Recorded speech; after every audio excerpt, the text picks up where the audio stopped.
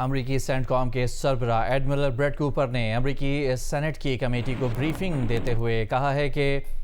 امریکی central command اور پاکستان کے درمیان مضبوط فوجی تعاون کے نتیجے میں دہشت گرد گروہوں کے خلاف ٹھوس اور قابل ذکر نتائج حاصل ہوئے ہیں۔ انہوں نے کہا کہ پاکستان انسداد دہشت گردی کے میدان میں ایک اہم شراکت دار کے طور پر سامنے آیا ہے۔ امریکی سینٹرل کمانڈ کی جانب سے کانگریس کو دی گئی بریفنگ میں پاکستان کو انسداد دہشت گردی کے میدان میں ایک اہم اور قابل اعتماد شراکت دار قرار دیا گیا ہے۔ امریکی سینٹ کام کے سربراہ ایڈمرل بریٹ کوپر نے امریکی سینٹ کی کمیٹی کو بریفنگ دیتے ہوئے کہا ہے کہ پاکستان انسداد دہشت گردی کے میدان میں ایک اہم شراکت دار کے طور پر سامنے آیا ہے،